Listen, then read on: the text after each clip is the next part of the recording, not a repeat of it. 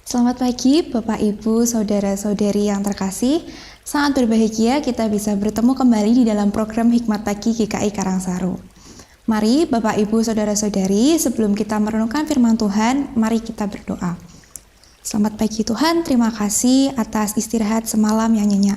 Tuhan, saat ini kami akan mendengarkan firman-Mu, kiranya Engkau buka hati dan telinga kami agar kami dapat memahami apa yang menjadi firman-Mu hari ini dan melakukannya dalam kehidupan kami sehari-hari. Di dalam nama Tuhan Yesus kami sudah berdoa dan mengucap syukur. Amin.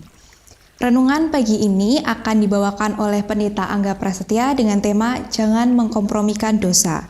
Dengan firman Tuhan terambil dari Kejadian 39 ayat 9b yang berbunyi demikian.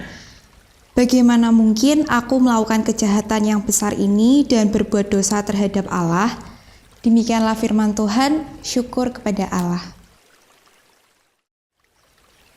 Bapak Ibu, saudara-saudari yang dikasihi Tuhan, masih dengan latar belakang sudut-sudut yang menarik dari Kaliono yang ada di Kecamatan Petung Kriyono, Kabupaten Pekalongan bagian selatan. Kita dapat menyaksikan betapa hijaunya kawasan ini dan betapa segarnya air yang mengalir. Kiranya sabda Tuhan pagi ini boleh menjadi seperti air yang mengalir di dalam kehidupan kita, yang menyegarkan jiwa dan raga kita. Bapak Ibu, saudara-saudari yang dikasihi Tuhan, mungkin kita pernah mendengar orang berkata demikian. Gak papalah, kan ini cuma kesalahan kecil. Tuhan juga ngerti kok kita terbatas.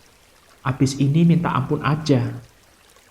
Kalimat seperti ini entah terucap atau tidak, kadangkala digunakan oleh orang-orang percaya sebagai upaya untuk meremehkan keseriusan dosa. Padahal dosa tetaplah dosa. Tidak ada alasan apapun yang dapat membenarkannya. Jika kita kompromi terhadap dosa kecil, maka perlahan tapi pasti kita juga akan kompromi terhadap dosa besar. Oleh sebab itu, kita perlu belajar dari satu tokoh dalam perenungan hari ini yang memilih untuk tidak berkompromi terhadap dosa. Dia adalah Yusuf. Sebelum menuju ke sana, kita perlu memahami terlebih dahulu bahwa Yusuf mengenal Tuhan dan ia disertai oleh Tuhan. Seperti yang tertulis di dalam Kejadian pasal 39 ayat 2 dan ayat 21. Sehingga Yusuf disukai oleh semua orang.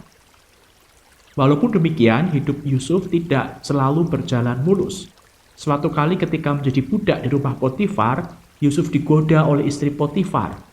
Bukan hanya sekali, tetapi berulang kali. Meski begitu, Yusuf berulang kali juga menolaknya. Mengapa? Jawabnya ada pada perkataan Yusuf di ayat 9b. Bagaimana mungkin aku melakukan kejahatan yang besar ini dan berbuat dosa terhadap Allah? Yusuf menyadari bahwa keberhasilannya adalah dari Allah, dan ia tidak mau mengkhianati Allah yang telah menyertainya. Yusuf tidak mau berkompromi terhadap dosa. Sekalipun demikian, kita mengerti bahwa Yusuf hanyalah manusia biasa. Dia juga manusia berdosa sama seperti kita.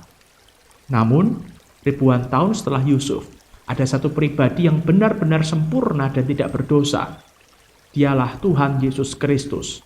Dia datang ke dalam dunia, dia melawan godaan dosa, bahkan dia menaklukkan dosa serta membebaskan manusia dari belenggu dosa.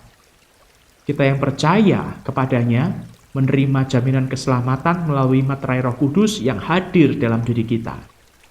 Oleh sebab itu, kita akan dimampukan juga untuk menjauh dari dosa, serta tidak kompromi terhadap dosa. Kuasa Injil Kristus akan memampukan kita untuk tidak mengkompromikan dosa. Mari kita berdoa. Bapa di surga, ampuni kami jikalau selama ini dalam keseharian kami beranggapan bahwa dosa-dosa kecil adalah dosa yang lumrah, dosa yang tidak perlu dihiraukan dan perlu untuk dimaklumi.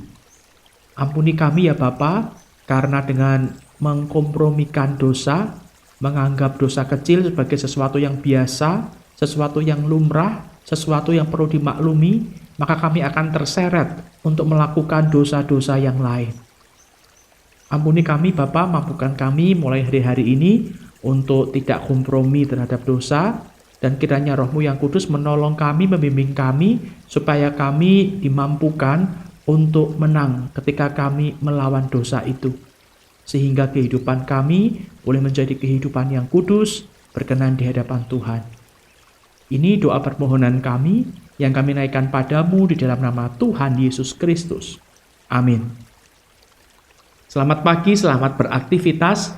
Tuhan Yesus memberkati.